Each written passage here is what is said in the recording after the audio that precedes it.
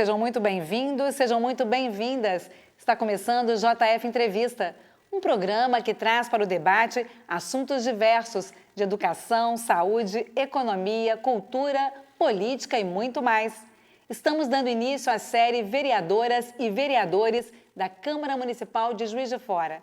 Nós vamos ouvir os 19 parlamentares aqui do Legislativo Municipal. Nossos bate-papos são sempre acompanhados de um jornalista convidado. Hoje aqui com a gente, abrindo a série, o vereador Dr. Antônio Aguiar, do União. Antônio Aguiar está em seu terceiro mandato.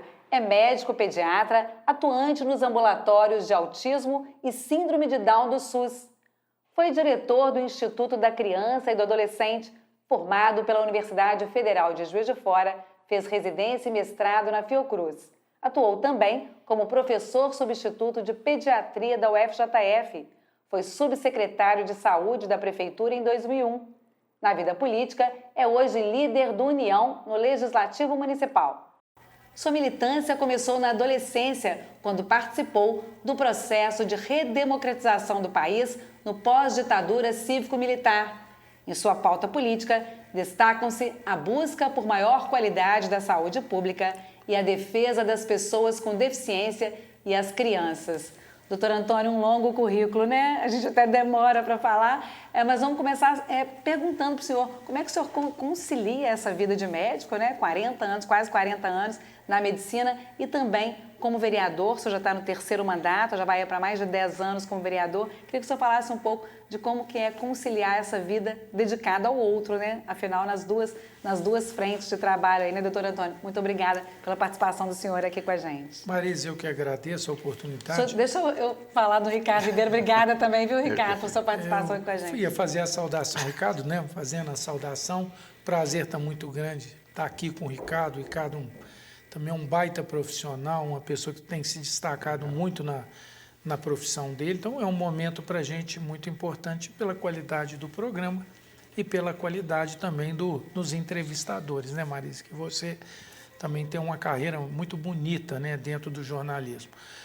Bem, a gente, na vida, não tem coisas na vida que você não pode planejar muito, né? Existem coisas que acontecem naturalmente na vida.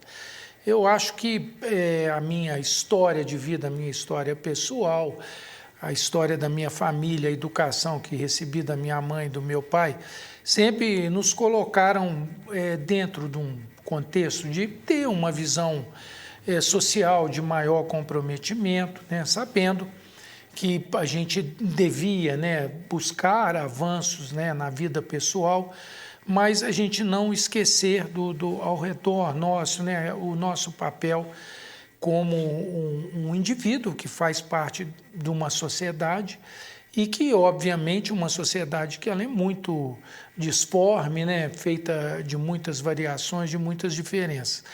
E a gente, dentro desse princípio, os desafios eles vão surgindo naturalmente, né? É assim, para você procurar uma profissão, uma carreira de médico, que eu amo a minha profissão, sou muito identificado com a medicina. Eu me vejo, inclusive, uma pessoa muito compulsiva, né, dentro do ponto de vista de ficar lendo muito. Eu sou uma pessoa que leio de uma forma muito obsessiva. Todo dia eu tenho que ler alguma coisa. Tô sempre...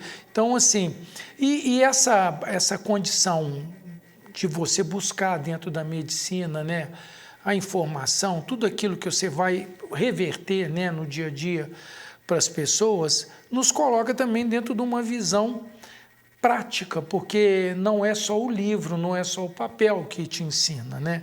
A vivência, o dia a dia, aquela pessoa que entra, que fica frente a frente com você, essa pessoa, ela traz para a gente também questionamentos e uma série de outras coisas.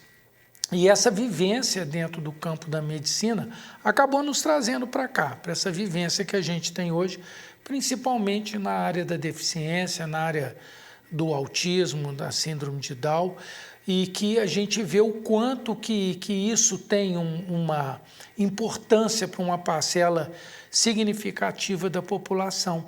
Porque quando a gente chegou aqui, nós já tínhamos, né, essa vivência profissional de mais de 2 décadas, né, vivendo com esses grupos, convivendo, né, até me aposentar em 2021 no SUS, e a gente aprendeu com eles, né, sobre as necessidades, sobre esse papel que a gente deveria exercer dentro do poder público. Lógico que um vereador ele acaba tendo que ter uma visão para a cidade como um todo, a gente tem que entender todos esses mecanismos, eu tenho que ser um urbanista em muitos momentos, eu tenho que ser uma pessoa com visão tributária em muitos momentos, mas eu não posso fugir da minha concepção maior como pessoa, o que eu aprendi na vida, que é essa vivência minha com a demanda da deficiência. O senhor acha que foi essa vivência médica que trouxe o senhor para a carreira aqui,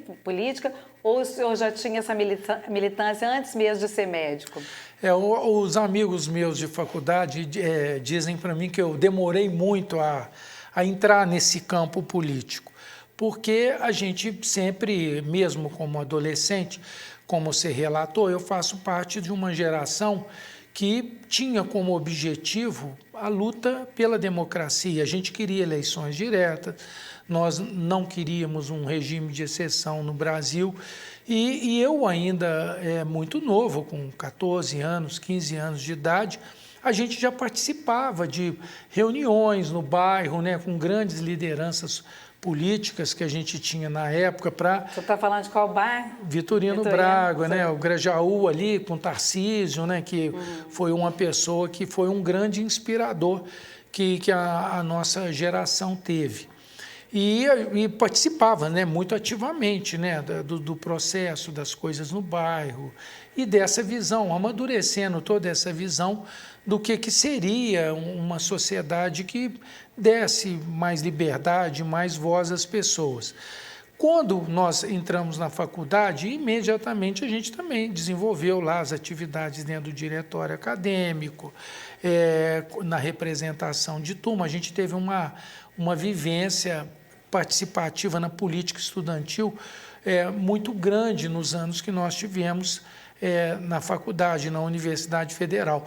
Quando a gente foi para o Rio de Janeiro fazer residência, foi a mesma coisa, porque a gente tinha as nossas lutas de valorização dos médicos residentes, fizemos vários movimentos, Ricardo, de paralisar ali a Avenida Rio Branco, ali com o Sindicato Nacional dos Médicos, reivindicando boas condições de trabalho, lembrando aqui que isso era antes de 1990, nós não tínhamos o SUS no Brasil. A saúde era quase que um privilégio de uma pequena parte da população.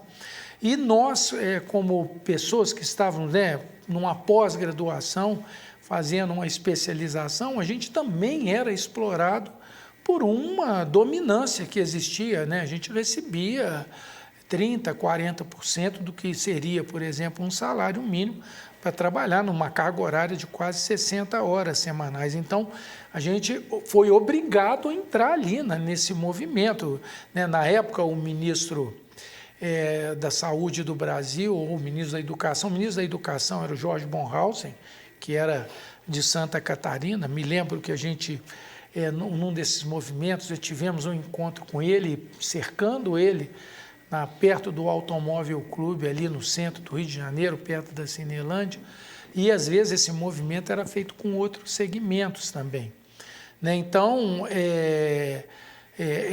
você vê assim que a política sempre fez parte da vida, e eu sempre digo que eu tive a felicidade de conhecer e conviver com uma pessoa que eu considero um dos grandes pensadores que o Brasil teve, principalmente na saúde, que foi o Dr. Sérgio Aroca. O Dr. Sérgio Aroca, ele encabeçou um movimento de grandes sanitaristas no Brasil, grandes pessoas, inclusive de conselhos de saúde, pessoas que não tiveram, às vezes, um nome muito reconhecido, mas foram briosos, lutaram muito para que o Brasil tivesse esse sistema único de saúde, mas que teve, num dos seus grandes nomes, o doutor Sérgio Aroca. O doutor Sérgio foi uma pessoa, foi meu chefe na Fiocruz, onde eu fiz residência, uma pessoa com quem eu aprendi muito pela docilidade dele, a segurança que ele tinha de enxergar um país com necessidades de saúde pública para a maioria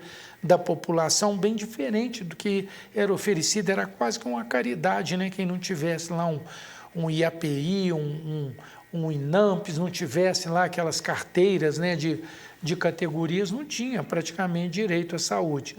E quando eu acabei a minha especialização, final de 87, 88, quer dizer, o SUS já estava madurinho, estava perto de chegar, porque a 80 foi de 1990. Então, quando o SUS chegou, eu já tinha retornado para Juiz de Fora, ainda mantinha ainda uma atividade profissional no Rio, uma vez por semana, mas a gente viu isso com outro olhar, com tudo isso. Então, assim, existe um contexto, né, que faz com que você vá fazendo as suas opções na vida, né, vai fazendo as suas escolhas. E acho que a vivência política não é fácil, né, porque é muito difícil enfrentar as dificuldades que existem, porque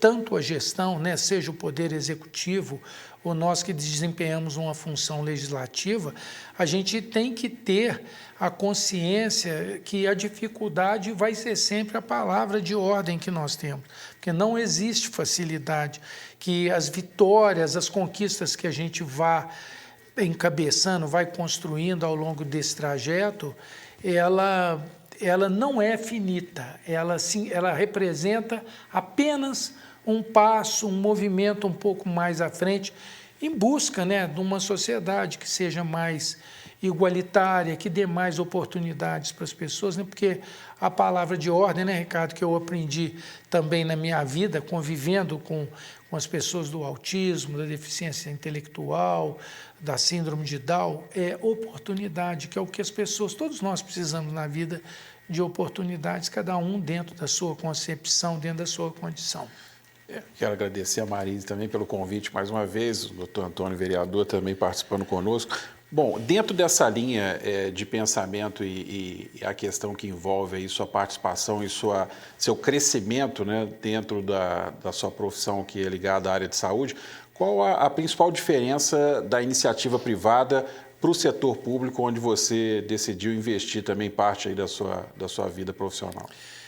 Sem sombra de dúvida, né, Ricardo? A primeira delas, indiscutivelmente, é a visão do capital, né? A iniciativa privada, todo movimento que ela faz, ela tem, na grande maioria das vezes, lisura, seriedade, comprometimento na oferta de um serviço, mas ela enxerga o retorno financeiro dessa movimentação.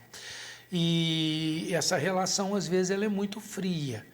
Eu vou citar exemplo, né? Hoje eu fui procurado por uma pessoa que tem uma parente que trabalhava e tinha um plano de saúde. Ela, atendida por uma profissional, numa área especializada, e essa pessoa precisa usar uma medicação controlada, que é uma medicação de tarja amarela.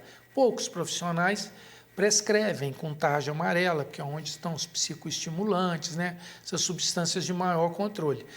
E essa pessoa, ela teve um benefício com esse tratamento, com essa profissional que conseguiu, né, instituir um tratamento que lhe deu benefício.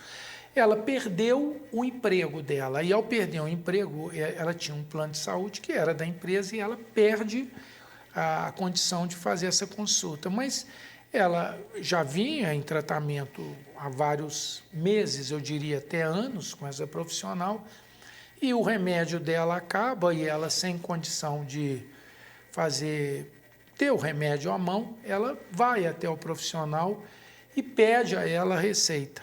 Aí a relação é muito fria, né? Eu não posso te dar a receita porque você não está mais no plano de saúde, é só você me pagar a consulta. Então, isto é a iniciativa privada. É essa relação, a relação de consumo e a relação do lucro. Isso para a gente não pode ter dúvida disso. Já o serviço público é totalmente diferente, principalmente nós no Brasil. Apesar de se fazer muita crítica ao SUS, não existe sistema no mundo universal igual nós temos no Brasil. Ricardo, eu fiz há uns 90 dias uma consulta remota para uma brasileira que mora nos arredores de Londres, numa cidade em torno de 30 mil habitantes. E ela estava com um bebê de 4 meses, e eu comecei a conversar com ela. Essa criança, com 4 meses, não tinha tido ainda uma consulta especializada com um pediatra. Olha que nós estamos falando na Inglaterra. E aí eu perguntei assim, mas você não consegue ir lá na unidade de saúde, ou onde existe o credenciamento? Não, a gente só entra se for chamado, e a nossa consulta ainda não está lá. Isso é um sistema público de saúde. Eu disse assim, e se eu lhe pedir um exame agora, você consegue fazer esse exame? Não, e só se for feito por um profissional do sistema público. E se eu lhe prescrever uma medicação? Não, também não sai assim. Então, eu tive que resolver o problema dela de outro jeito, né? No atendimento, felizmente, as coisas aconteceram de forma favorável. Mas isso é só para mostrar um sistema público que é muito bom. O sistema inglês tem uma medicina de altíssimo nível, mas comparando com o Brasil, que nós temos um sistema que é muito aberto. Nós temos dificuldades, temos dentro desse sistema, mas sem sombra de dúvidas, a universalidade é uma coisa que nos é garantida. E esse sistema público, né, respondendo mais diretamente à sua pergunta, ele não tem essa percepção do retorno do lucro. A percepção e a concepção do serviço público de saúde é assistência, é o indivíduo, é garantir ao indivíduo não só o acesso, né, que é a universalidade, mas também a integralidade do serviço, que é você garantir desde cuidados os mais básicos possíveis até os cuidados de maior complexidade, maior custo.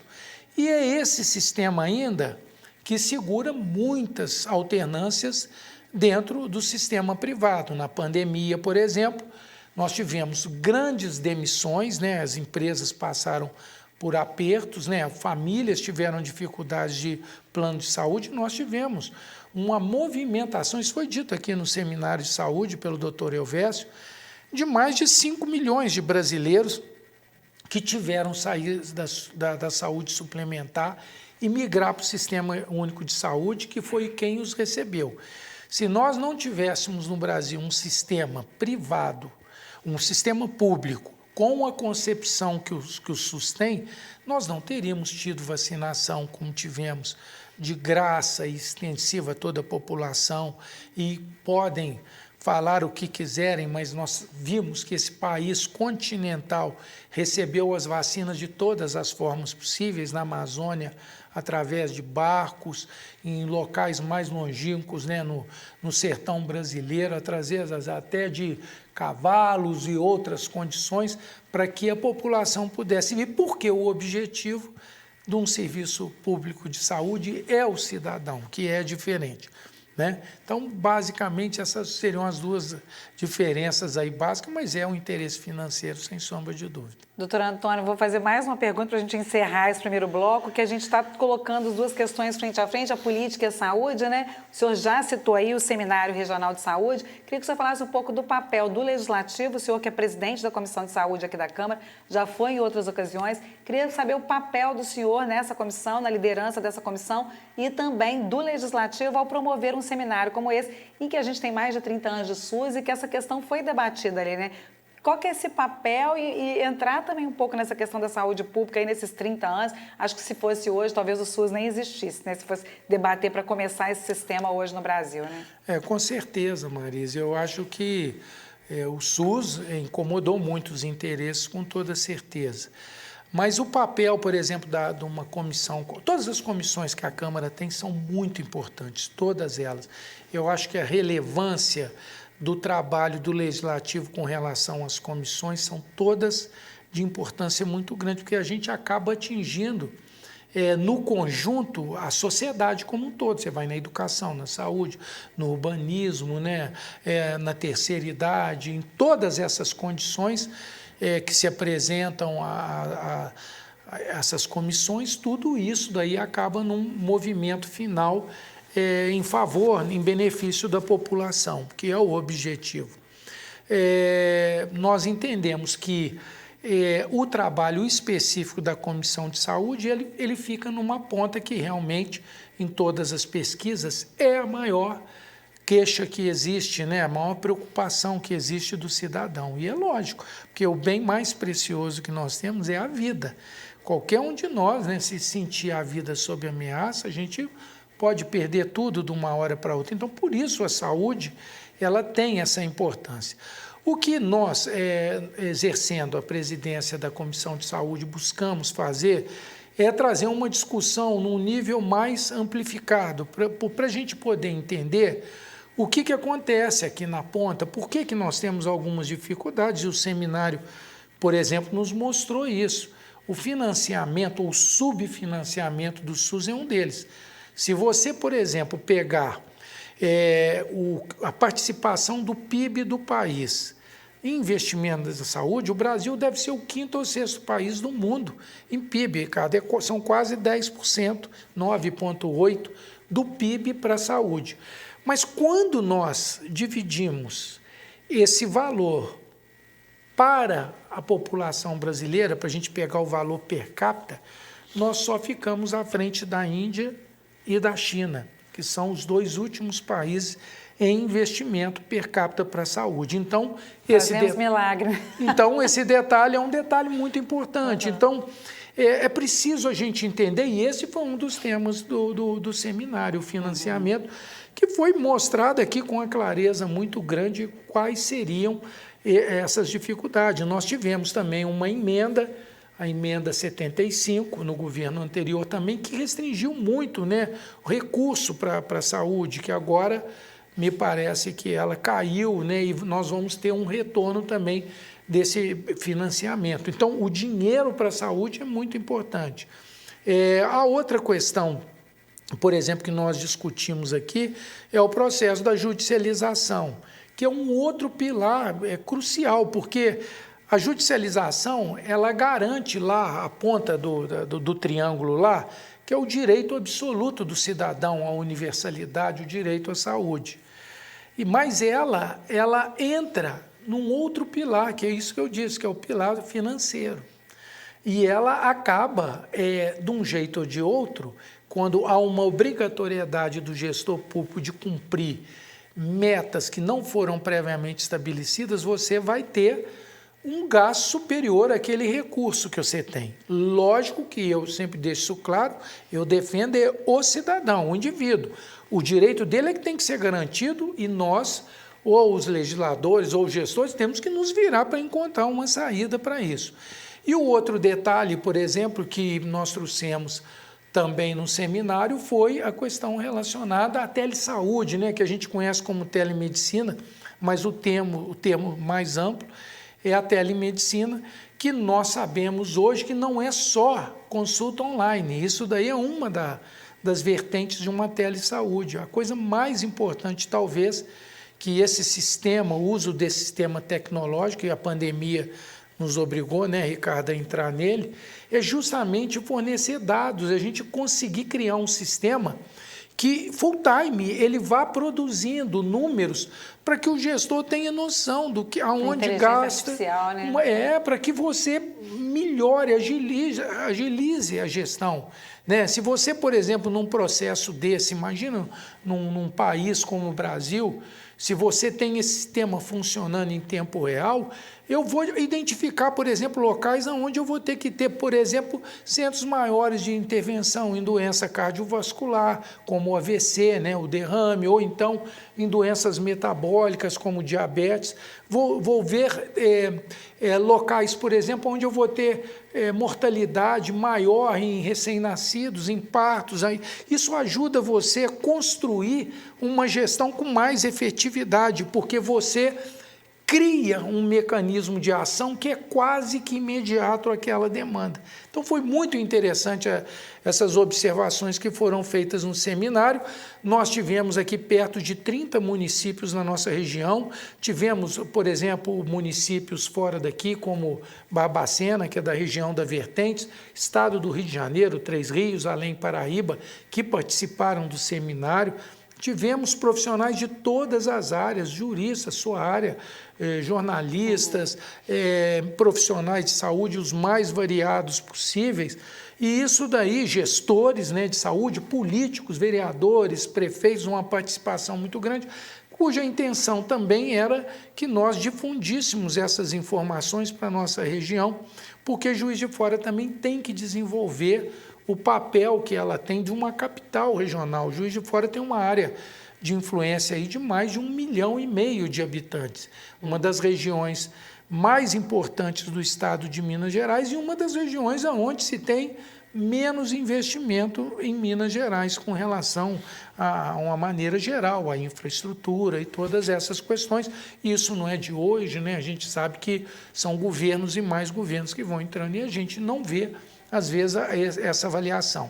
Então, tentar criar, através da Comissão de Saúde, um jeito de pensar um pouco diferente, para que, às vezes, até nós, aqui nas nossas câmaras técnicas, na bipartite nossa regional, em que Juiz de Fora vai se relacionar com os municípios para discutir quais os serviços que vão ser ofertados, em que níveis que esses municípios vão adquirir esses serviços de Juiz de Fora, como também criar condição para que a nossa região, na bipartite estadual, a gente tenha condição de chegar lá com uma visão outra da realidade mais amadurecida e que a gente saiba, inclusive, se colocar diante do Estado e até da federação, do governo federal, que também vem aplicando menos dinheiro, né, nas últimas décadas, né, o SUS contribuía com mais de 65% do orçamento da saúde dos municípios e hoje um pouco mais de 40%. Então, é essa estrutura que a gente tem que conhecer melhor para entender não só o sucesso, mas também as dificuldades que a gente tem na ponta. Nós vamos continuar conversando no próximo bloco, né? O doutor Antônio falou muito aqui da saúde. No próximo bloco, nós vamos conhecer um pouco mais das principais leis do doutor Antônio, que está em seu 3º mandato, e também dos recursos, das emendas parlamentares, provavelmente muito para a saúde também, né, doutor Antônio? Fica aí, a gente já volta, um minutinho só.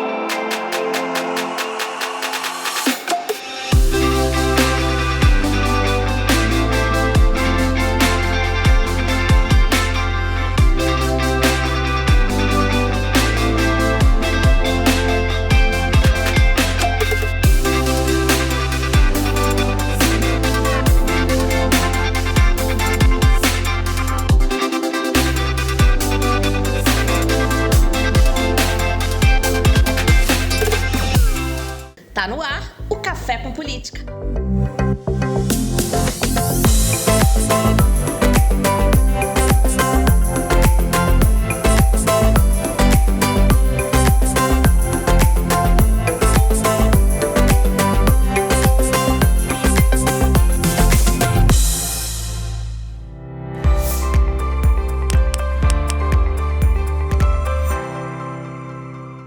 Olá, estamos de volta com o JF Entrevista. Hoje com a gente aqui nos estúdios, abrindo a série Vereadores e Vereadoras da Câmara Municipal de Juiz de Fora, o vereador Dr. Antônio Aguiar, do União. Com a gente aqui nos estúdios, o jornalista Ricardo Ribeiro. E é ele quem começa este bloco, né, Ricardo? Vereador, dentre a sua participação aqui na Câmara, né, nos seus mandatos, quais são os projetos de lei que você considera aqueles que mais te orgulharam, né, de participar ativamente e ter, claro, sua assinatura neles aí? Perfeito, Ricardo. Eu tenho aqui algumas leis voltadas fora da questão da medicina, né? Eu vou citar duas delas. O JF-IPTU Verde, que é uma lei que hoje ela é modelo já para alguns municípios do Brasil, que já nos pediram esse projeto de lei, que é um projeto de lei em que ele incentiva, ele não é obrigatório, ele é opcional para o construtor, seja ele uniresidencial ou multiresidencial. Existem mais de 200 itens a serem considerados e são itens relacionados à sustentabilidade, seja da água, da questão da energia elétrica, do estímulo a modais de transporte públicos diferente do petróleo, né, do derivado de fóssil e todas essas coisas. Então, assim, é uma lei que você atendendo essas condições, a impermeabilização do solo, por exemplo, que é um dos fatores da gente ter muita enchente, né? O solo está impermeabilizado, se chover um pouco mais, a água não tem para onde ir, ela vai extrapolar e vai trazer, né, os danos que a gente tem. E o indivíduo terá entre 5% a 10% de desconto no IPTU. É uma lei que a gente, apesar de aprovada e sancionada, a gente tem tido ainda dificuldade na regulamentação. Tenho contado com a boa vontade do procurador do município, doutor Marcus, que tem se debruçado sobre essa lei para a gente acabar com a regulamentação dela.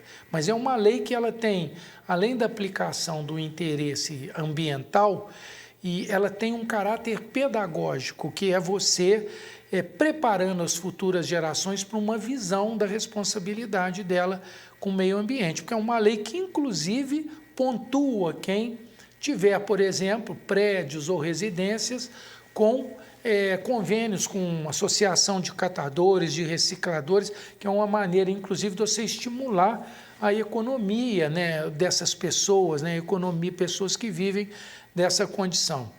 A outra lei que a gente, fora também da questão da saúde, é a lei do empreendedorismo social, que é uma lei que nós construímos junto com segmentos dessa cidade, produtores de ofertas, de trabalhos e do microempreendedor regional, né, que inclusive nós estamos vendo agora o CRIT, nós tivemos aqui com o Delgado aqui, o Inácio Delgado, né, que é o secretário de planejamento, eu chamo ele de planejamento, mas ele não gosta que eu chame ele de planejamento, porque ele está mostrando essa visão, essa realidade, é uma lei que está muito colocada aí.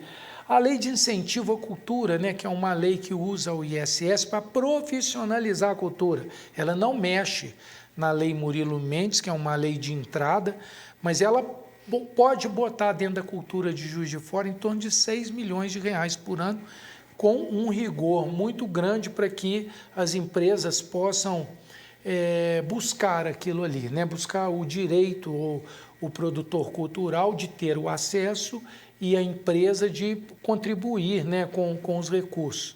E nós, dentro do campo da deficiência, nós temos leis que também nós já tivemos procura para a lei nacional, que é o caso do ecocardiograma para as crianças que nascem com síndrome de Down, com suspeita de síndrome de Down, visto que metade dessas crianças vão ter alguma alteração cardíaca, varia a gravidade, mas eu posso garantir para vocês que essas leis têm salvado muitas crianças, que essas crianças que saíam do hospital sem uma avaliação mais pormenorizada, elas acabavam com alguns dias de vida, né, por alterações normais na resistência vascular do pulmão e da própria rede vascular da pessoa, aí a doença mostrava sua cara e muitas das vezes a gente recebia essas crianças em franca insuficiência cardíaca e muitas com um risco de vida muito grande. Então, hoje,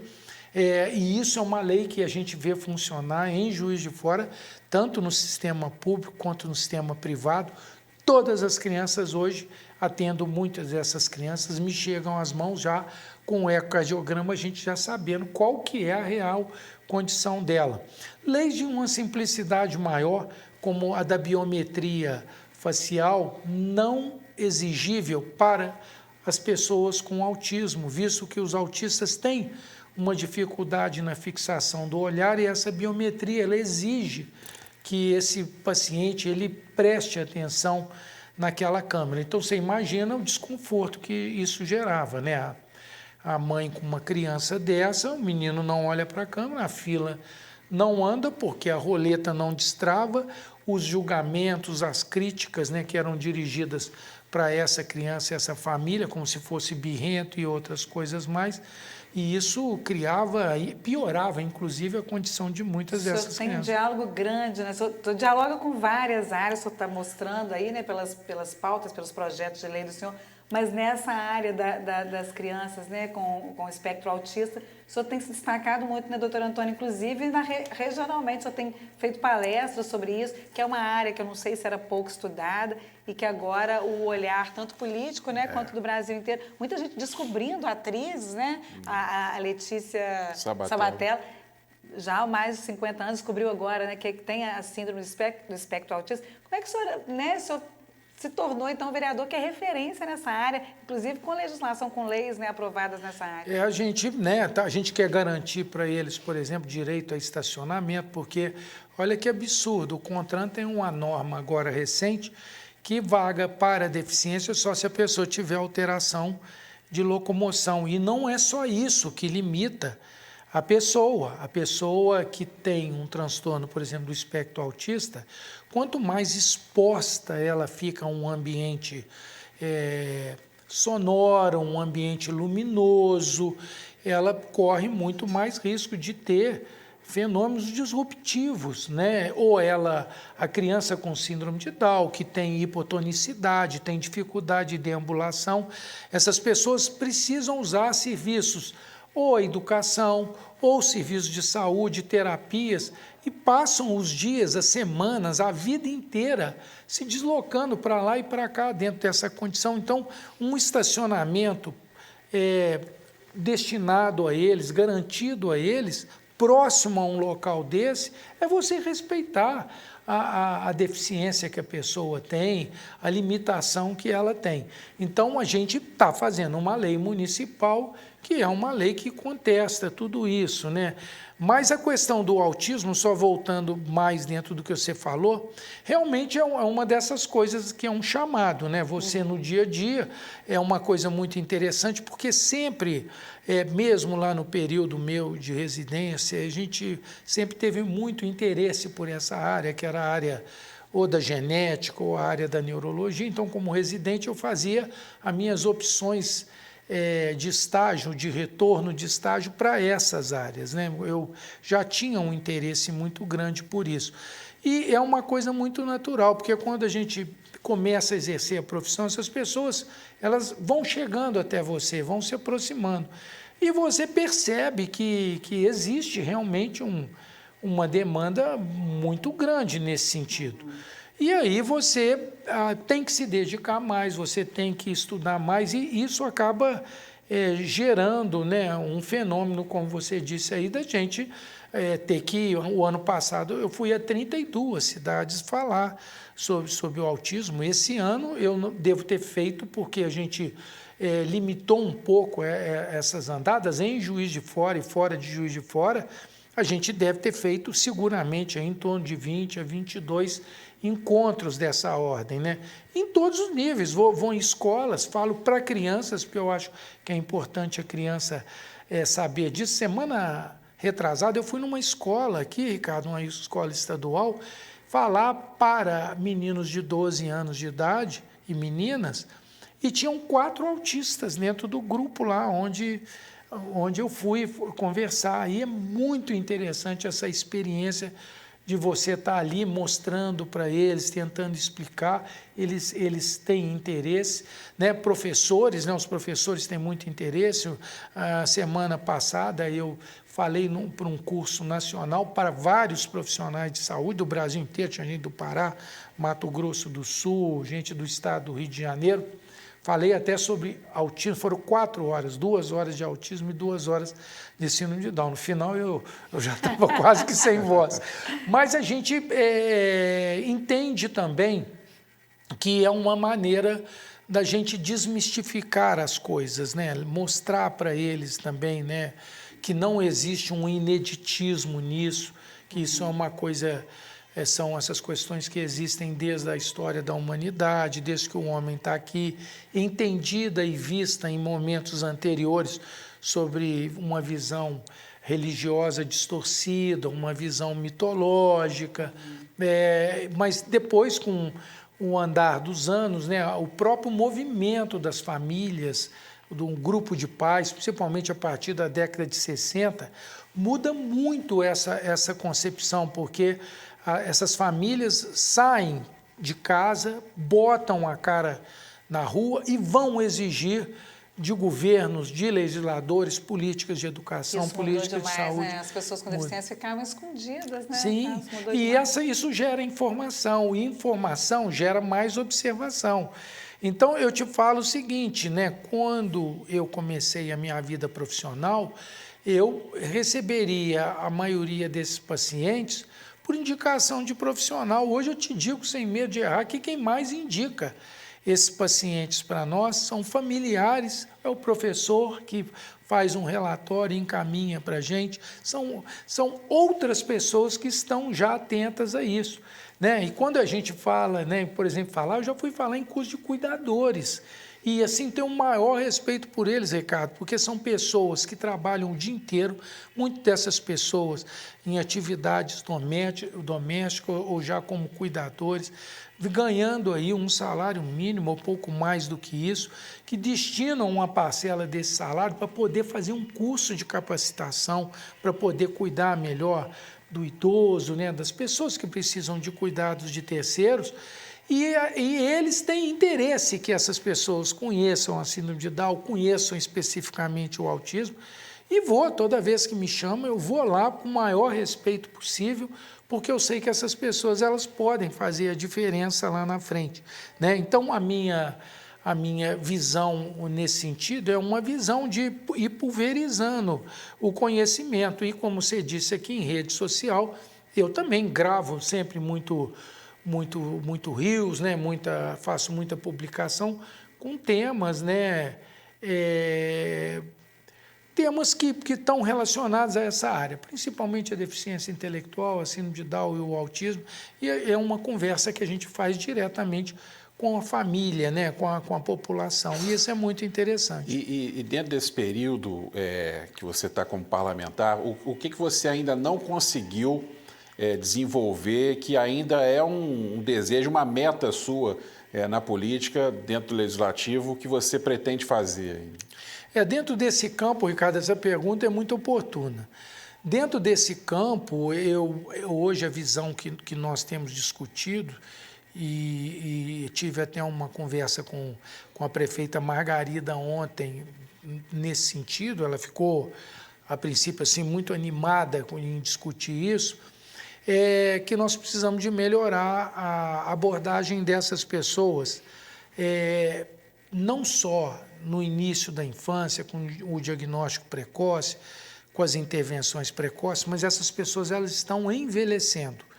E esse envelhecimento vai fazendo com que essas pessoas, dentro de uma sociedade que nós temos, que restringe, por exemplo, participação na escola até 18, 20 anos de idade, eles são retirados das escolas, né? É uma legislação, para muitos a única condição de socialização deles, de manter a atividade, nós precisamos da sequência, criar espaço para que essas pessoas continuem tendo voz, que elas continuem produzindo dentro da condição dela, porque isso é muito importante para o neurofuncionamento e para a função mental dessas pessoas. Paralelo a a essa questão, as próprias famílias. Nós temos que ter um olhar hoje voltado principalmente para a mãe. Uma mãe atípica hoje tem um trabalho que não é de hoje, um trabalho que é em torno de 2010, 2012, um trabalho australiano que ele mostra que uma mãe atípica ela tem em torno de 50 vezes mais comparada com uma mãe que não está dentro daquela condição de desenvolver, por exemplo, o câncer de mama, que é um câncer mais comum da mulher. E ela tem em torno de 150 vezes mais de desenvolver um infarto agudo do miocárdio. E é muito fácil da gente entender isso. Essa mãe, ela não dorme direito, porque ela tem preocupação, e come mal, porque a vida dela é isso daí. E a saúde mental dessas pessoas também. Então, a gente tem que discutir isso, o que seria um nível de assistência que pudesse contemplar desde essa questão mais precoce, né, e até esse nível de, vamos dizer assim, de abordagem da psicoeducação familiar, de você entrar dentro da família, porque existem trabalhos que estão mostrando que os locais onde também o nível socioeducativo da família é melhor, você consegue, inclusive dentro do autismo, conduzir essas crianças para um nível, às vezes, na idade escolar, do que eles chamam de autismo perdido, que aqueles sinais, aquilo que você identificou lá com 12 meses, com 36 meses, ou não persistente, né? Autismo não persistente, ou perdido, eu gosto muito do termo perdido. Tem um trabalho publicado essa semana, agora, início de outubro, na JAMA Pediatrics, que é uma revista muito conceituada, eu li o artigo. Eles mostram, né, que um grupo de 200 e poucas crianças em Connecticut, nos Estados Unidos, foram acompanhadas do diagnóstico precoce do autismo, tecnicamente dentro do DSM-5, Dicionário de Saúde Mental, porque não se deve fazer diagnóstico de autismo sem aplicar os protocolos que estão definidos no DSM-5. Então, você atender uma criança com 5 minutos e dizer que ela é autista, você está correndo um risco muito grande de dar um diagnóstico errado para essa criança. Então, tecnicamente, você tem uma segurança ali. E essas crianças são submetidas a intervenções precoces e toda essa condição, uma condição, às vezes, cognitiva de pouco comprometimento, boa fala, fluidez, a parte mecânica da fala, né, é muito, muito boa. E ambientes com um bom nível socioeducativo, essas crianças acabam, lá na frente, quando vão ser avaliadas, acabam perdendo o diagnóstico lá na frente. Você não consegue encaixar ela mais naquelas condições, entendeu? Podem aparecer outras comorbidades, etc.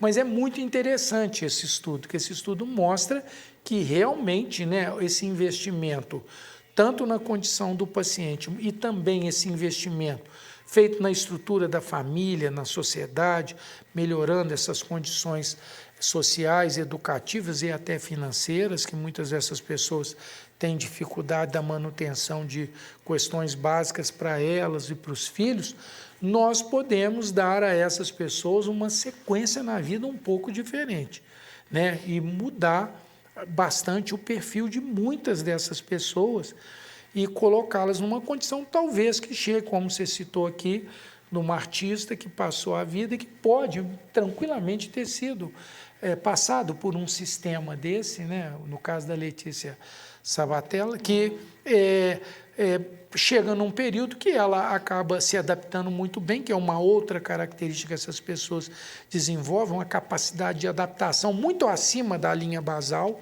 daquela que a maioria das pessoas tem, e ela acaba mascarando muito dos sintomas que tinham, que eram muito evidentes lá atrás. Então, Ricardo, assim, a gente viaja um pouco, demora um pouco numa explicação, mas para a gente desenhar muito bem esse contexto e mostrar... muito aprendizado, né? E assim, a política pública tem que chegar junto, e por isso que a pesquisa precisa existir, para saber onde que precisa do dinheiro, né? Sim. Onde que precisa de recurso. E aonde que precisa de recurso é o que a gente quer saber, né, doutora Antônia? Vamos falar das emendas, né? Provavelmente o senhor, né, a saúde está permeando, a gente tenta sair da saúde e acaba voltando, porque permeia mesmo toda a vida do senhor, né? E como é que estão as emendas, né? Agora os vereadores têm um recurso bem maior, né, do que do ano anterior. Como é que o senhor pretende, né? Como é que o senhor já até agora tem encaminhado? Como é que o senhor pretende encaminhar esse recurso para ajudar nessa saúde toda, quem sabe até em pesquisa ou em alguma área, né, que possa se desenvolver e nesses setores todos que o senhor está falando aí também? Sim, a gente tem um acordo, né, com o Executivo de 50% dessas emendas serem destinadas à saúde. E são de toda a ordem, por exemplo, como câmaras frigoríficas. Vou dar um exemplo aqui, o Departamento de Saúde da Criança, onde eu exerci a minha profissão praticamente quase que toda a vida lá. Tem um setor de imunização conhecidíssimo, importantíssimo, inclusive para a pedagogia da saúde pública no município, e não tinha uma câmara fria, essa câmara fria é uma câmara de alta tecnologia, porque ela tem um gerador próprio, que no caso de se faltar energia elétrica, esse gerador ele tem uma autonomia de 24 horas, e com isso daí você garante o resfriamento e a qualidade do imunobiológico que está ali, que vai ser aplicado. Então, por exemplo, a gente destinou verba para esse fim, para que o Departamento da Criança tivesse uma estrutura à altura dela, como já fizemos, por exemplo, para aparelhar o banco de leite, para comprar material para o banco de leite, a gente sabendo que o aleitamento materno é uma política de saúde pública muito importante para a saúde das pessoas, até abordagens do dia a dia, unidades básicas de saúde que estão com telhado, por exemplo, quebrado, com infiltração, que o usuário, que é o único lugar que ele tem para se proteger ou do sol ou de uma chuva, e ele vai ficar ali num tempo de exposição muito grande, às vezes bancos, né, para que sejam construídos bancos, assentos, para pessoa de menor mobilidade ou que tenham um comprometimento maior, para que essas pequenas ações elas tenham realmente uma efetividade na vida das pessoas, né, naquele dia a dia, né? Então, recursos de altíssima complexidade, por exemplo, destinar recursos para que a prefeitura compre mais exames de alta complexidade, mais ressonâncias, mais biópsias, né, para que você possa acelerar o diagnóstico de patologias graves, por exemplo, como a gente tem no câncer. Também entendo que saúde, né, passa também por você destinar verbas para educação, para melhorias da educação, né? Esse ano, por exemplo, nós pretendemos, inclusive nessa área do autismo, da deficiência intelectual, da síndrome de Down, que são os AEEs, nós pretendemos destinar recursos para a reforma de uma dessas unidades, tem uma necessidade muito grande, né? Recursos para que a prefeitura consiga comprar, por exemplo, um terreno, um imóvel, para que possa construir uma unidade básica de saúde nesse local. Então, assim, são muitas essas demandas. E a questão da educação, que a gente acha que é muito importante, porque você, para ter saúde, você precisa ter, no primeiro pilar, no primeiro passo, um bom nível nutricional. Depois você tem que ter, além do bom nível nutricional, uma boa condição de educação para o autoconhecimento, para produzir o autocuidado, né? A automovimentação no sentido de proteger, porque só assim você vai chegar à saúde. Se te faltar essas coisas, você não consegue chegar naquilo que você busca. Nós estamos conversando com o vereador doutor Antônio Aguiar. Nós vamos para um pequeno intervalo e a gente volta para o nosso último bloco, onde a gente vai conhecer mais quem é Antônio Aguiar, que não é vereador, mas vamos conhecer, é botafoguense, né? Todo mundo sabe, e vamos conhecer um pouquinho mais desse vereador. Até já!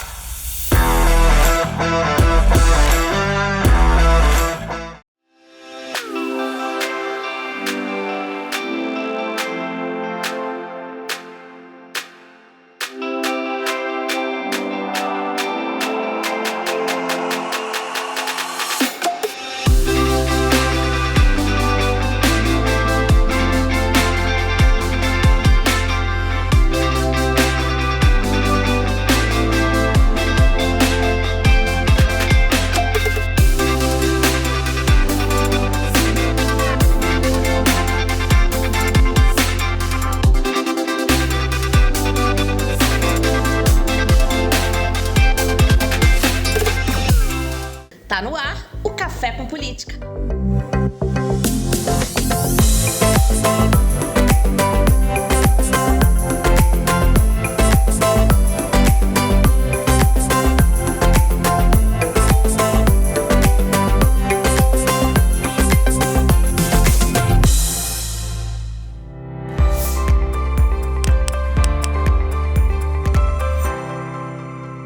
Olá, estamos de volta com o JF Entrevista, entrevistando hoje o vereador Dr. Antônio Aguiar, com a gente aqui nos estúdios, o jornalista Ricardo Ribeiro.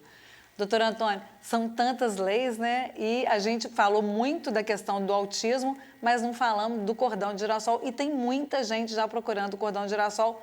É uma lei do senhor, e também a questão dos laudos, né? Explica pra gente essa lei que acabou ficando para trás aí no bloco anterior. A lei dos laudos é uma lei muito simples, porque as pessoas que estão dentro do transtorno do espectro autista e da síndrome de Down, nós, até os dias atuais, até a data atual, não existe cura para nenhuma dessas duas condições.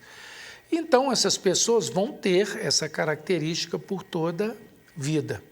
E o sistema, às vezes, ele é um pouco cruel, eu diria que ele é até sádico, porque ele acaba cobrando dessas famílias, quase que trimestralmente, declarações. Você imagina via sacra que vira isso, a pessoa está no sistema de saúde ou num consultório, ocupando, às vezes, uma necessidade de um atendimento de um outro paciente. Então, o que a gente fez transformou esses laudos para 3 em 3 anos. Por que 3 em 3 anos? Já que não vai mudar. É porque acaba valendo como prova de vida. Aí, há 3 anos, a pessoa vai lá, faz o laudo, a gente sabe que a pessoa está viva e usufruindo daquele direito.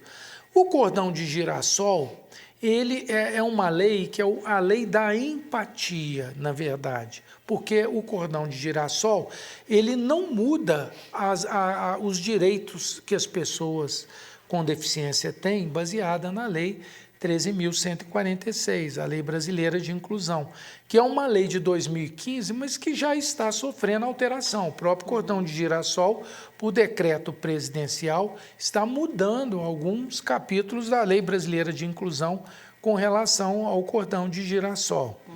E nós precisamos realmente rever a Lei Brasileira de Inclusão no capítulo, por exemplo, relacionado à educação, que é um problema muito sério, porque está lá profissional de apoio e aí muitos gestores leem isso ao seu interesse.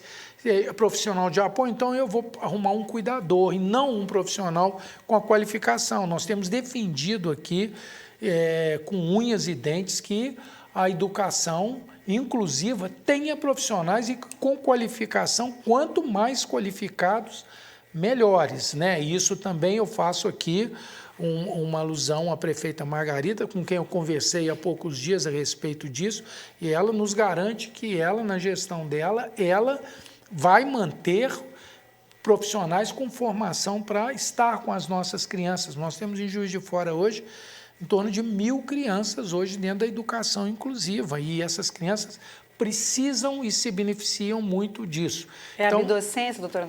O antigo professor bidocente, eu gosto muito dessa terminologia. E o cordão de girassol, voltando aqui, é uma lei que ela busca justamente dar às pessoas que têm deficiência oculta, no caso, por exemplo, o autismo, não existe até uma frase que o autismo não tem cara, né? O direito dessas pessoas terem prioridade no atendimento. E a nossa lei é de 2021, para vocês terem uma noção, o governo aprovou uma lei agora, o Senado, em 2023. Então, você vê que quando nós fizemos a nossa lei, me parece que nós tínhamos pouquíssimas cidades, não enchia uma mão que tinha essa lei ou em curso ou implementada, né? já valendo. E nós aqui em Juiz de Fora, qual que é o diferencial que Juiz de Fora tem em cima até da lei nacional?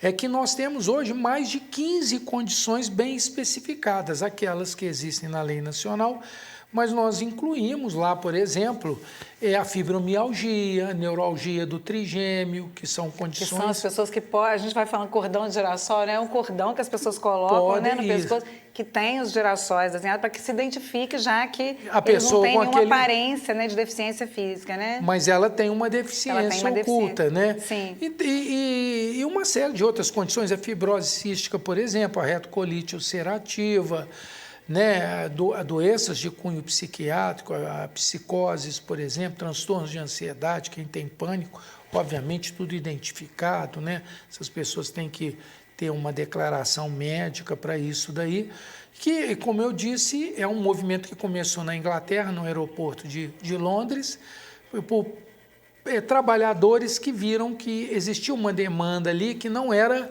bem visualizada no dia a dia, e eles é que desenvolveram essa prática do cordão, muito inteligente isso, tem muita sensibilidade, por isso que é a lei da empatia, né? Então, só para a gente falar um pouco mais, né, que a gente sabe que essa lei é uma lei que amplia também a visibilidade da deficiência, porque o cego você consegue enxergar a pessoa que tem uma deficiência física, a síndrome de Down, você consegue enxergar, mas as pessoas que estão dentro desse campo você não enxerga, você não tem essa percepção. E são muitas, né? Porque o último censo do IBGE levanta para o Brasil, em 2020, em torno de 45 milhões de pessoas com algum tipo de deficiência. Por exemplo, visão monocular. Você não sabe o que é uma visão subnormal, surdez, por exemplo, isso tudo é invisível. E o impacto da deficiência na vida da sociedade ela é muito grande, porque existem muitas pessoas que estão envolvidas com essas pessoas, né? E quando você agride o direito delas, a necessidade delas, o impacto não fica restrito àquela pessoa. O impacto ele é pulverizado por um grupo grande. Então, a gente precisa realmente atuar de forma mais clara nisso. Você exerce a sua profissão de medicina junto com a atividade parlamentar, né? Por maior prazer que você tem em exercer essas duas atividades, não há dúvida que é estressante, são muitas demandas para resolver e tudo. E nesse tempo todo, ao mesmo tempo, você tem a sua vida pessoal, tem o futebol, que para você era estressante, mas esse ano já não é mais, né? Porque inverteu o processo. Pergunta de flamenguista para... Eu sabia que a provocação viria, né? Não sabia como, né? Pois é, Ricardo, eu sou uma pessoa que tem uma vida muito ligada à minha família, né? Mulher, filhos, as pessoas ali que são mais próximas. Sou uma pessoa de hábito também muito simples, né? Gosto de fazer as coisas do dia a dia, né? De repente até me aventurar na cozinha para fazer uma coisinha ou outra ali. Cuidar, ver um passarinho, olhar uma natureza, fazer coisas básicas, né? Acompanhar o meu Botafogo, como você disse aí, porque isso é uma paixão nacional, né? E obviamente, né, eu sempre digo que o Botafogo está sempre bem, mas quando ganha é excepcional.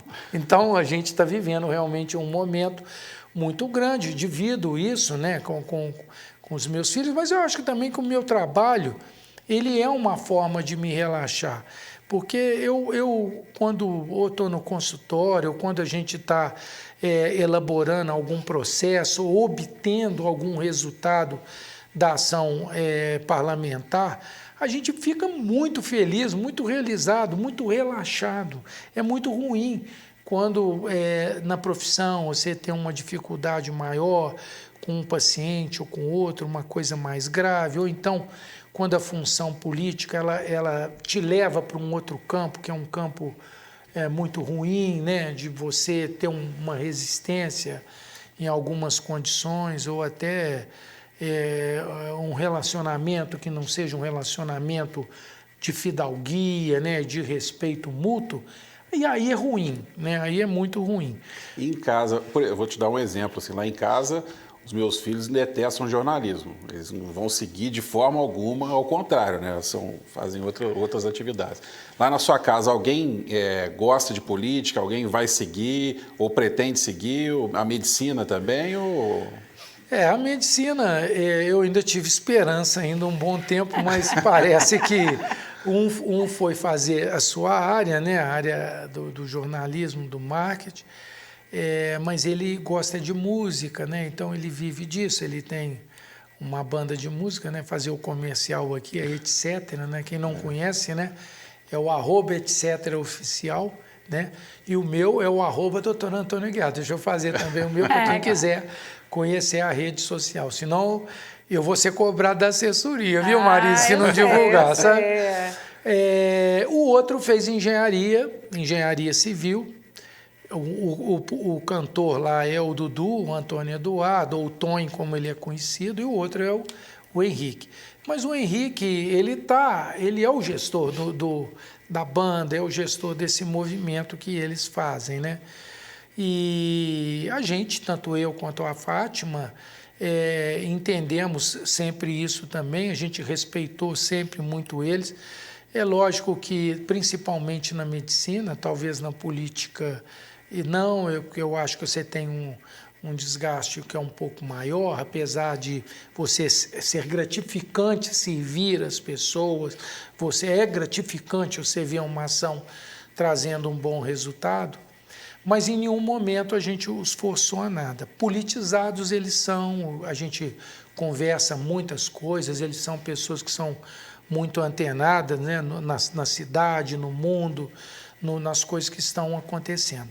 Mas eu e a Fátima, que é uma grande companheira, uma grande mulher que sabe também conduzir muito bem esse processo, né? A gente, na verdade, vê a potencialidade, vê o desejo deles e, na verdade, o que a gente faz é estimular eles seguirem a vida deles, né?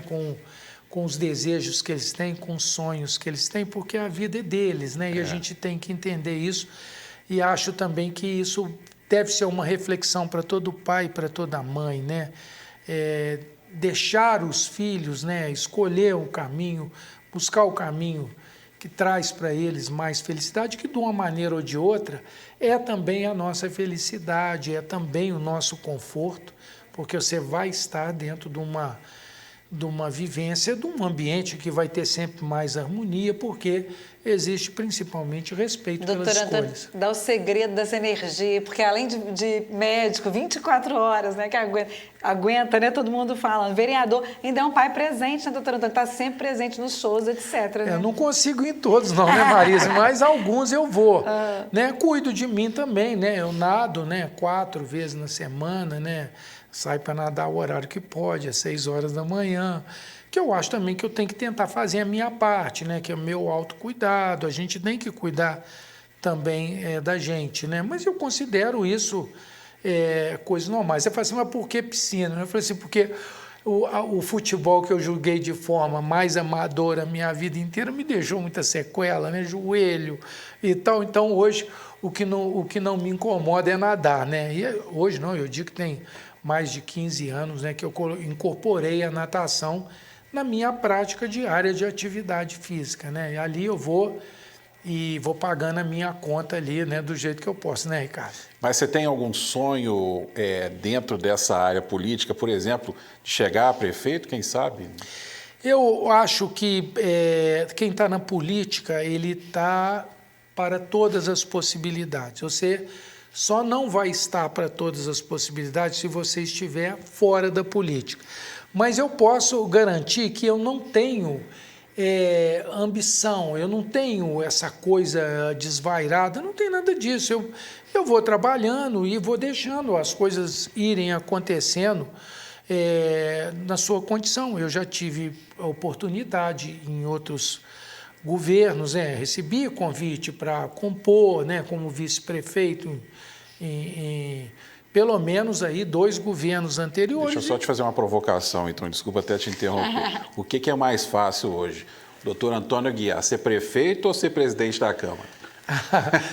eu não conseguiria te responder as duas, entendeu? Não tem, porque, como eu estou dizendo aqui, a gente já teve convite para participar, né, da função executiva, colaborando como vice-prefeito. Me senti muito lisonjeado, muito honrado com a lembrança, né? Não preciso esconder aqui, né, de quem foi, que foi o Bruno Siqueira, que é uma pessoa que a gente desenvolveu também uma afinidade muito grande, eu gosto muito do Bruno, e o Wilson, que foi candidato na eleição anterior também. Declinei do convite porque não tinha nenhum tipo de ambição ou expectativa nesse sentido. Eu acho assim, as coisas acontecem, Ricardo, e as coisas para acontecer, você tem que ter um conjunto, né, de condições que conspirem favoravelmente a isso daí, para que não se torne uma aventura, para que não se torne um projeto pessoal. Essas coisas têm que acontecer de um outro jeito. Se acontecerem, tem que acontecer dentro de uma lógica em que você sinta que exista apelo, que exista uma necessidade que você possa suprir, que você possa, ao encarar um projeto desse, você ter a condição de suprir aquela expectativa, que isso eu acho que é muito importante dentro da política, né?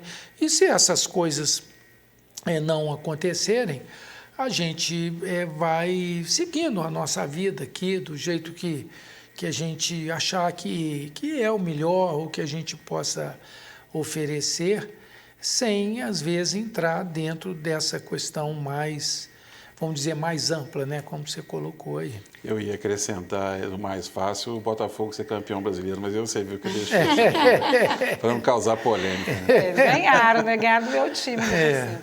O doutor Antônio, já que a gente está falando de prefeitura, né?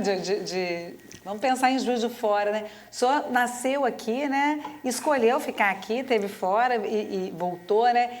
Fala um pouco do que Juiz de Fora representa. O senhor só começou a falar lá no início, né? O senhor é do Vitorino Braga, né? Dessa família, né, que nasceu aqui. O que Juiz de Fora representa? O que o senhor considera que Juiz de Fora tem de melhor e o que ainda poderia piorar? Né? Não vou botar ali em saia justa, não vou falar o que é pior, o que é melhor, o que é pior. O que poderia melhorar e o que o senhor acha que Juiz de Fora cativou o senhor e cativa ainda todo mundo? Em primeiro lugar, a história, né? A vida da gente, né? E essa cidade é uma cidade que me proporcionou, né, convivências, e me proporciona convivências maravilhosas, me proporciona amizades. É uma cidade que ela é rica demais em cultura. Você fazer parte de uma cidade que tem Murilo Mendes, que tem Pedro Nava, né, como grandes mentores, músicos, né, importantes como o Geraldo Pereira, né, que a gente tem até uma medalha aqui na Câmara em homenagem, um juiz forano que influenciou, por exemplo, a bossa nova, né? Você ter aí um Mamão, né, uma lenda viva do samba, um homem reconhecido nacionalmente, museus, né? Juiz de Fora tem uma riqueza de museus, uma riqueza de história muito grande, uma cidade com uma cultura, uma oferta educacional maravilhosa. As escolas nossas públicas em Juiz de Fora são escolas de qualidade muito boa. A gente sabe que o ensino de Juiz de Fora é um ensino que a gente sai por aí. Eu falo dentro da medicina, nós temos muitas pessoas de Juiz de Fora hoje que são médicos em grandes centros, em São Paulo, em grandes hospitais. Nós temos juiz forando hoje, nome mundial dentro da medicina, entendeu? Da família Abizaide, né? Então, assim, Juiz de Fora é uma marca, que eu diria que é uma marca mais do que nacional. Juiz de Fora é uma marca mundial. E vocês podem ter certeza que em 2019 eu estava em Portugal, eu estava num lugar lá onde passam 5.000 pessoas por mês, eu encontrei lá com uns 3 juízes foranos. Você não imagina a alegria quando a gente encontra, a gente abraça um ao outro, que é uma coisa assim fascinante você vivenciar aquilo ali. O amor, né, a paixão, que é uma coisa que às vezes você também não consegue explicar por muitas coisas, né? Eu acho que Juiz de Fora, a grande maioria das coisas que Juiz de Fora tem são boas coisas, né? E a gente tem que saber aproveitar. Juiz de Fora tem os problemas que as grandes cidades têm, né? E Juiz de Fora é uma grande cidade. Nós temos ainda alguns problemas relacionados ao transporte público, a questão da acessibilidade. Quando eu falo acessibilidade, eu não estou falando apenas da acessibilidade física, né? Não é só a calçada, não é só a rampa, que isso é muito importante, mas a acessibilidade, né, para as pessoas que estão dentro do campo da deficiência intelectual, como a gente disse aqui, né, que a gente tem que repensar projetos mais humanizados e mais voltados para essa condição. E uma cidade que ela caminha, porque não tem jeito, é da característica de Juiz de Fora, a inovação, a condição de buscar novos caminhos, e nós vamos encontrando isso, né?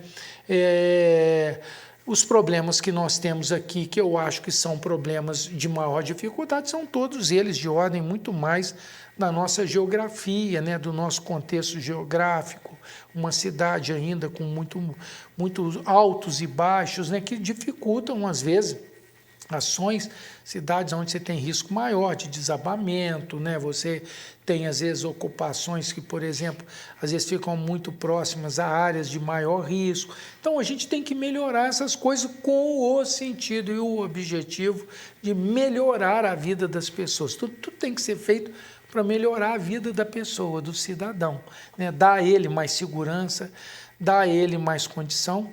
Mas, numa linha geral, eu acho que Juiz de Fora é uma bela de uma cidade, é um belo lugar para se viver.